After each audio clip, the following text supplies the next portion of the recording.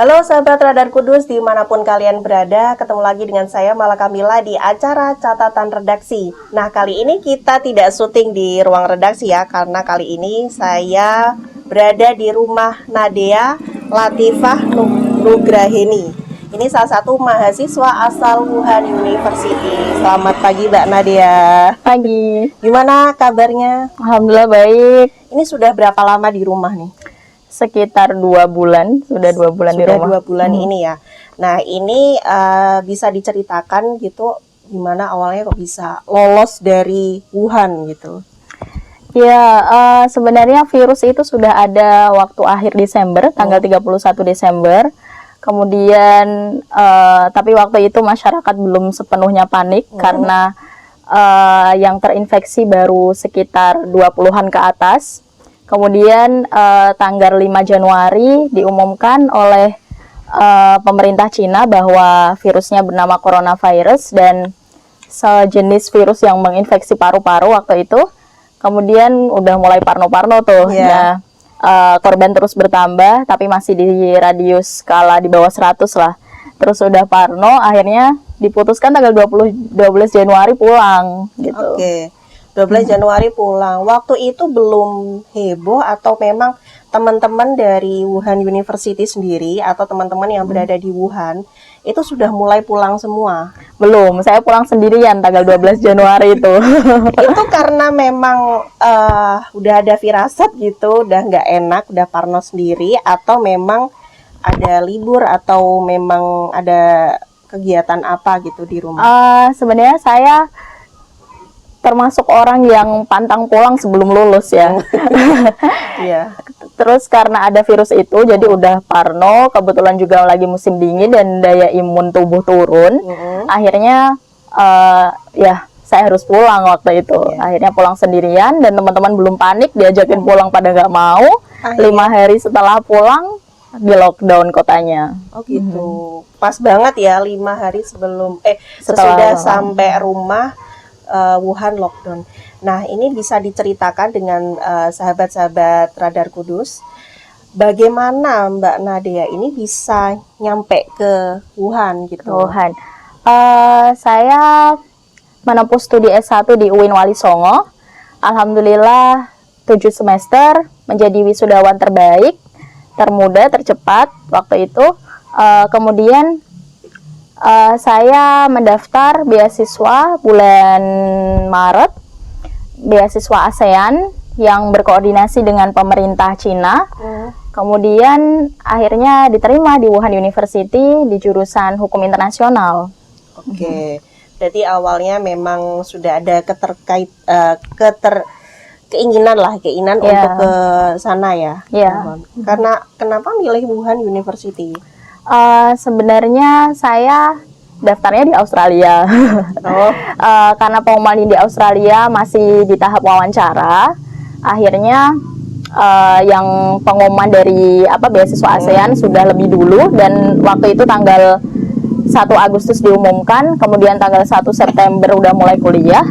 Jadi hanya lebih memilih itu ya, milih yang udah pasti gitu. Nah, kalau dari tempat atau asrama menuju ke kampus itu berapa lama? 5 menit jalan kaki ya. Itu menggunakan moda transportasi di Wuhan nggak? Misalnya selain ke kampus, misalnya ke iya di Wuhan jadi kan termasuk kota industri, kota besar di sana. Jadi transportasi di sana canggih dan kita ngapa-ngapain serba cepat, teknologi di sana canggih dan cepat. Kita pakai metro, terus banyak juga sepeda-sepeda publik gitu.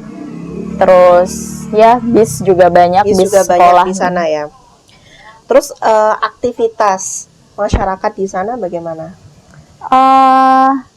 Kami memang berada di lingkungan kampus, jadi kampus kami termasuk kampus yang besar, kayak istilahnya satu kabupaten Jepara ini satu kampus Wuhan University. Gitu, jadi kayak berada di samping-sampingnya kampus ya. Iya. Terus kita bersosialisasi dengan masyarakat lokal ya, waktu di pasar, kalau enggak dengan para pekerja kantin kampus gitu. Kami sangat bangga sih di sana, kayak masyarakatnya di sana itu pekerja keras gitu. Jadi kerja apa aja mereka mau. Dan menghargai waktu tentunya. Oke. Nah, kalau ngomong-ngomong soal pasar nih, kan beredar tuh di media sosial kalau ada pasar kelelawar. Nah, kita ketahui kalau COVID-19 ini diduga itu karena kelelawar. Nah, itu tahu nggak Mbak Nadia soal pasar kelelawar itu atau pasar hewan? Saya selama di Wuhan kurang lebih 2 tahun di sana, saya belum pernah menemukan pasar kelelawar di sana. Mungkin ada, tapi termasuk pasar ilegal waktu itu dan mungkin jauh ya? jauh dari kampus saya gitu. Mungkin nggak di dekat-dekat ini ya? Iya, nggak di dekat-dekat kampus dan nggak dijual marak. Kita ke pasar-pasar seafood waktu itu juga nggak ada yang jual kelelawar dan tikus, mungkin di tempat tertutup. Di sana juga ada ini ya, komunitas Muslim juga ya, Muslim Tiongkok. Iya, ya? banyak juga ya di sana ya. Nah, kan Mbak Nadia ini pulang sebelum lockdown juga ya di sana. Itu terakhir karena waktu itu sudah diumumkan, pemerintah Cina sudah mengumumkan bahwa memang ada virus itu. Nah, itu bagaimana kondisinya gitu? Apakah sudah semrawut gitu atau masih biasa gitu, normal? Waktu saya pulang sih memang kepanikan masyarakat belum seberapa, masih 40% lah dikatakan kesadaran untuk memakai masker, terus kayak benar-benar di rumah dan menghindari tempat-tempat ramai, itu masyarakat belum sepenuhnya concern dengan perhatian itu. Terus setelah benar-benar pemerintah melockdown dan korban terus bertambah, akhirnya mereka taat dengan peraturan itu gitu. Pas saya pulang belum heboh. Iya, baru lockdown itu ya, mungkin baru kekhawatiran itu baru muncul. Oke. Nah, kalau di sana waktu pulang ke sini itu sudah ada pemeriksaan nggak di bandara atau di lokasi-lokasi di sebelum nyampe ke Indonesia gitu? Saya kan transit 2 kali, pertama di Bandara Guangzhou, yang kedua di Bandara Jakarta, terus tiba di Semarang. Belum ada pemeriksaan, baru waktu sampai Jakarta itu ditekanin oleh imigrasinya, oh kamu dari Wuhan gitu doang, bilang iya saya dari Wuhan, udah lolos nggak, ya? Maksudnya nggak diperiksa temperatur dan segala macam. Gitu. Nah waktu taunya kalau dalam kondisi normal, sehat dan lain sebagainya itu ada pemeriksaan nggak, misalnya sampai di Jepara ini? Sampai di Jepara kebetulan kemarin ada dinas kesehatan waktu tiba saya di rumah, tapi udah 2 minggu lebih saya di rumah baru dinas kesehatan datang kemudian memeriksa gitu. Ada sekitar 5 atau 6 dokter diperiksa, terus paru-parunya bersih gitu, akhirnya udah. Jadi ini negatif corona ya teman-teman. Aman. Nah, sampai rumah itu respon keluarga, khususnya juga saudara atau tetangga itu gimana?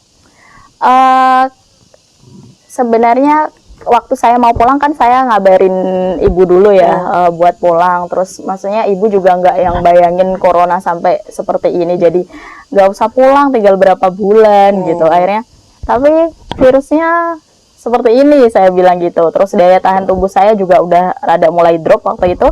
Akhirnya ya udah ibu saya mutusin buat pulang, nggak apa-apa. Pulang aja gitu ya. Sampai rumah tetangga-tetangga juga belum pada yang tahu dan heboh, baru ini masuk di Indonesia baru pada tahu corona. Biasa. Nah itu gimana menjelaskan ke orang tua atau saudara-saudara tetangga itu tentang virus itu? Waktu itu belum ini. Kan di sini kesini ya dinas kesehatannya. Dinas kesehatan, iya.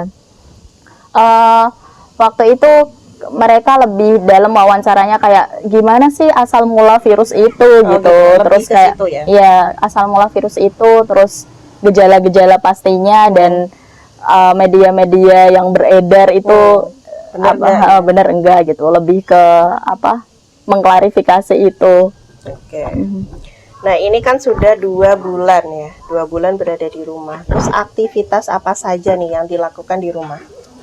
Kebetulan kan memang kita perkuliahan tidak off, jadi kita masih tetap melakukan perkuliahan online. mulai tanggal 16 Februari itu kita sudah online sampai saat ini, dan saya sekarang kan mahasiswa semester akhir, jadi saya sibuk bimbingan online gitu, mempersiapkan mungkin sidang online gitu. Oh, ada sidang online juga ya? Bisa jadi ya, Bisa jadi juga kalau wisuda online. situasinya ini belum memungkinkan, bisa jadi. Tapi ini katanya Wuhan sudah Iya, Wuhan sudah aman. Kemarin hari Selasa tanggal berapa ini? Hari Selasa baru kemarin Wuhan officially open dan sudah mengumumkan 0 cases di sana. Jadi sudah bersih. Ya. Nah, ini ada informasi nggak nanti kapan bisa balik lagi ke sana? Sudah ada info seperti itu, ataukah mahasiswa tetap ya sudah di rumah dulu, tidak usah balik lagi, balik dulu ke kampus gitu? Karena alhamdulillah kita senang banget Wuhan sudah officially open, sudah bersih. Kemarin kampus tetap memberitahu untuk tidak balik terlebih dahulu, tapi kemungkinan kalau saya balik di sana diberlakukan kebijakan 14 hari karantina. Oh gitu. Dan sampai saat ini juga kita masih tetap di record kesehatannya. Kemarin kampus ngasih aplikasi, jadi kita harus lapor sebelum jam 6 kesehatan suhu gimana gitu, apa gejala yang dirasakan selama di rumah gitu. Begitu tetap ya? dipantau. Tetap dipantau ya. Nah, ini teman-teman masih ada yang di sana atau sudah pulang semua ya? Khususnya di yang teman-teman Indonesia. Ya, teman-teman Indonesia. Yang teman-teman Indonesia kemarin di karantina di Natuna itu tertinggal 3 orang di sana. Masih 3 orang. Tapi alhamdulillah dalam keadaan baik-baik saja. Tapi beda kampus dengan saya. Beda kampus. Berarti rata-rata sudah ini ya, balik semua ya? Sudah balik. Kalau mahasiswa di Wuhan, mahasiswa asing di Wuhan, temennya Mbak Nadia ini masih ada yang di sana atau juga pulang ke negara masing-masing? Untuk yang negara seperti negara Eropa dan beberapa negara di Asia, mereka sudah dievakuasi oleh pemerintah masing-masing. Tapi negara-negara kecil di Afrika, terus ada Pakistan, ya mereka belum dievakuasi, jadi tetap stay di dormitory di sana. Oh gitu. Nah, komunikasi gimana? Lancar dengan teman-teman? Iya, grup-grup mereka gitu, terus informasi mengabarkan informasi terkini kayak kegiatan mereka. Kita jadi ada grup untuk mahasiswa Indonesia sendiri, grup untuk kelas, grup untuk mahasiswa internasional sendiri gitu. Kesulitan-kesulitan selama di rumah ataupun yang tetap stay di dom, mereka saling curhat gitu, saling chat.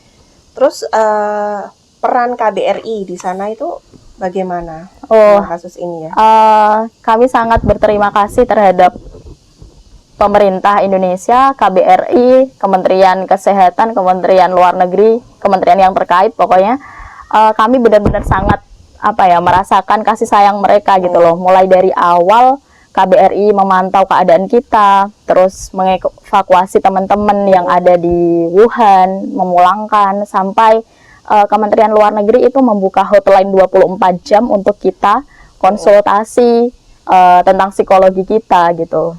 Oh, jadi sampai segitunya ya? Iya, sampai segitunya. Karena kan mungkin ada yang down juga ya? Iya, saya termasuk orang yang parno selama 2 minggu. 2 minggu ya? Itu gimana perasaannya, terus cara mengatasi itu? Cara mengatasinya? Apa enggak lihat berita corona dulu atau? Iya, itu termasuk menghindari media dulu. Terus habis itu tapi tetap nggak bisa kan open internet, harus tetap open. Terus habis itu ya paling meningkatkan daya tubuh kayak minum vitamin, menjaga, terus mendekatkan diri kepada Tuhan. Makin khusyuk ya. Nah, selama di rumah ini kan paling kegiatannya kalau nggak mengikuti kuliah online itu apalagi nih? Seperti undang-undang. Kadang ya sebagai bentuk kontribusi sih, sharing sama adik-adik, sharing ke sekolah-sekolah, terus ke teman-teman juga tentang motivasi kuliah di luar negeri gitu. Di luar negeri. Oke. Nah, ada nggak rasa kangen atau apa gitu balik ke Wuhan lagi? Iya pastinya karena memang belum selesai dan harus balik gitu kan. Ya, mesti balik. Terus lokasi mana aja nih yang biasanya jadi tempat nongkrong mungkin atau lokasi-lokasi yang bagus gitu di Wuhan?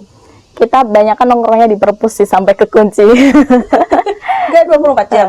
Buka 24 jam. 24 jam. Mhm. Oke. Eh, Sering di perpustakaan ya. ya. Tapi tempat-tempat yang asik biasanya teman-teman di Hanjie, terus di Yellow Crown, Apa itu? di Optic Valley, tempat-tempat Isinya? khas di Wuhan. Oh gitu. Tempat shopping, terus ada tempat shopping gitu ya. budaya juga di Yellow Sejarah Crown, gitu ya. dan sejarah. Oke.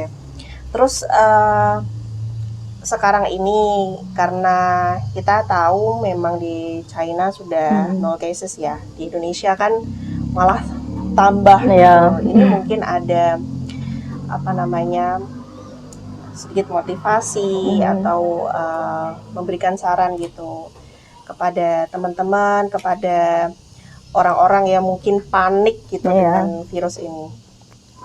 Sebenarnya panik dan parno itu memang mutlak adanya sih. Saya juga mengalami hal itu gitu. Nggak bisa yang disuruh udahlah santai aja, nggak usah panik, nggak usah parno. Itu memang parno mutlak adanya, saya mengalami itu. Tapi selagi kita benar-benar tahu itu apa corona dan gimana gejalanya, yang penting itu meningkatkan imun tubuh gitu, jaga kesehatan, terus indahkan semua kebijakan pemerintah yang baik untuk kita, misalnya nggak keluar rumah kalau tidak penting-penting banget gitu, Oke. selalu cuci tangan gitu Ya, sih. intinya jangan panik ya. Ya.